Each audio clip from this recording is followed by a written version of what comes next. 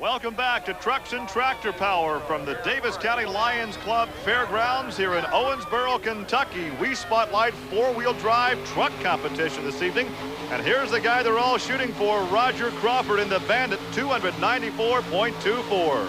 And Crawford relied on the Texas horsepower. We opened the show, we brought out a couple of names about big engine builders. Well, if you're on the East Coast, you've heard of Lee Edwards. If you've heard of Lee Edwards, you know about Ford horsepower. If you know about Ford horsepower, you know about Robert Golahan. Robert Golahan and the Golahan Special. Once again, he needs an excellent ride to beat that 294.24 turned in earlier. Now notice, I talked about finesse a minute ago. You notice he has to roll on the throttle, backs off the clutch all the way now, pulls the trigger, right hand goes full down. Now he's starting to work his way to the left side of the track. It will be close. It will be very close.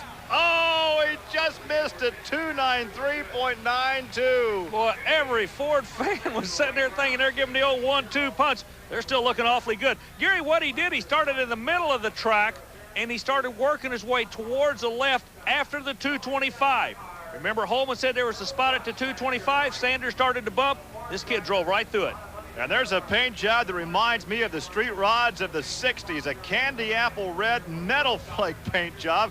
Well, the fans approve as they look on. Let's go down and talk with Robert. Robert, you draw almost the dead bottom of the field, but it looked like you had more ground speed than anybody out there. Where does the ground speed come from? At Lee Edwards power plant up there. We can run a real fast gear with this motor. It's awful strong. So the gear ratio on a pulling track, even though every track is 300 feet, there's a whole lot of difference in each gear ratio? Yeah, well, you take a big motor with a lot of power, you can get a lot of ground speed because you can run a faster gear. For instance, on a regular pickup truck, it'd be like instead of running in third gear, put it in fourth gear and taking off with the sled. So Robert moves up to second place now in the standings as we are ready for Glenn Daviess out of the state of Florida in the Mr. Sparkle truck. This is a 1988 Chevy S10 with a 700 cubic inch Chevy engine.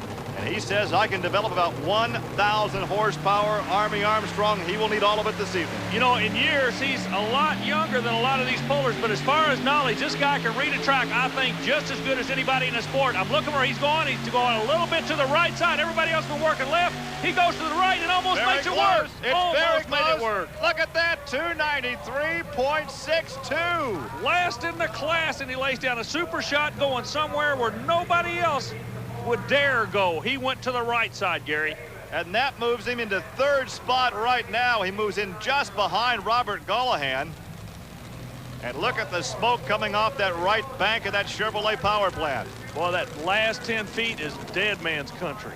And here is our final competitor as he will try to pass the 294.92 laid down by Roger Crawford in the Bandit. This is Tony Osteen, the Georgia Rebel. Right now, the Fords are really flexing their muscle in Daviess County, Kentucky. They're setting number 1 and 2. They would love nothing better than give the old 1, 2, 3 punch. Let's see if he can do it. Listen to the sound.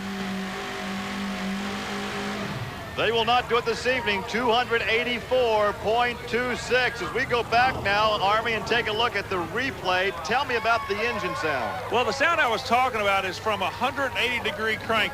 Tony is real big on doing his own research and development, and he's figured out a crankshaft that almost sounds like an Indianapolis car. It has a scream of the banshee when it runs. It doesn't sound like a big cubic inch motor. It literally wails when it runs down the track, Gary.